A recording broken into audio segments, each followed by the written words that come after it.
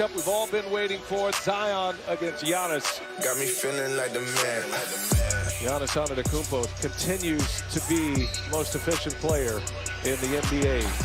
Like the man, feeling like the man. Zion answers on the other end. Zion taking on Giannis. Oh! It's going to be a duel that's going to be for a lot of years, so it's good playing against them. Well, this just in, Pelicans forward Zion Williamson officially listed as questionable for tomorrow night's game against the Bulls in Chicago with a sprained toe.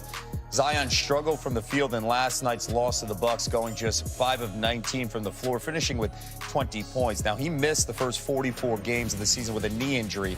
As for the other side, advantage Giannis. How about 34, 17, and 6 dimes in the first ever meeting between the two giants? And the Bucks, they get the win 120-108. They're 11-1 over their last 12 games. 7 games behind the Bucks sit the reigning champs. The Raptors hold the second spot in the East, a game and a half ahead of the Celtics and Heat. The Raptors are going for a franchise record 12th straight win tonight when they host the Pacers.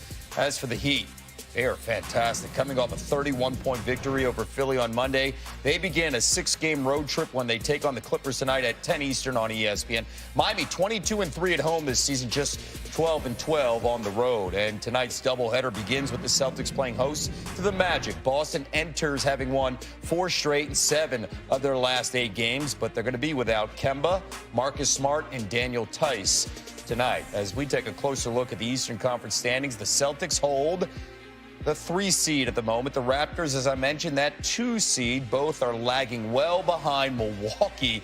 Just 7 losses on the season through 50 games. And Stephen A. Smith is here for more on that. Stephen A., you just saw the standings. I mean, they're 7 games up on that second team. So which team do you think is the biggest threat right now to Milwaukee? I think it's going to be the Miami Heat. I mean, when I look at the Miami Heat right here, they played the Milwaukee Bucks once this season. They won that game. Obviously, they play at a slower pace. We know that Milwaukee's an elite defensive team, but one of their Achilles' heel is that if you take away the corner 3, when you're talking about that, you know, from the wings, on both the wings, or near the key area, shooting 3-pointers from that area, they struggle defensively, and the Heat are the best 3-point shooting team in the league from that area. You've got to look at it from that perspective. They're not going to try to bang inside. They're not going to try to score on the interior on the Milwaukee Bucks. What they're going to do is shoot bombs away. Hero, Kendrick Nunn, Duncan Robinson, who's an absolute specialist. And we know what Jimmy Butler can bring to the table. The Miami Heat, in my estimation, are a piece away, but they are a bona fide playoff team. They got heart, they got perimeter shooting, they got athletes, they play above the rim, they excel in the open court. Look out for the Miami Heat. That would be the team that comes to my mind. They're that 4th seed in the East right now with very consistent coaching and management, of course, there in Miami. How about to the Western Conference? The Rockets, currently the 5th seed in the West, and they sent big man Clint Capella to Atlanta yesterday. They might not be done either. So, Stephen A., how do you assess the current state of the Houston Rockets? I think they're in flux right now. I think that Daryl Morey, the GM, and Mike D'Antoni, the head coach, particularly Mike D'Antoni, is definitely on watch. Let's call it what it is right here. The other day, they went small. They didn't play a player over 6 feet 6 inches. Okay, that is the first time that's happened with an NBA team since 1963 when the New York Knicks do it. It's just something that you don't usually do. But yet again, we find the great Mike D'Antoni, at least the great Mike D'Antoni on the offensive side of the ball, being innovative in some way, trying to tweak things in order to win basketball games. But I'm here to tell you something right now. As a person that's spoken to Tillman Fertitta, the owner for the Houston Rockets, on many occasions in the past, it wasn't an accident that they couldn't work out an extension for Mike D'Antoni. It wasn't an accident that Daryl Morey was feeling some heat. This is the reality of the situation. They've been knocking on the door for too many years now. Yeah. There are now expectations coming from an owner who is glaringly unsatisfied with the level of production that he's got from them on a championship level.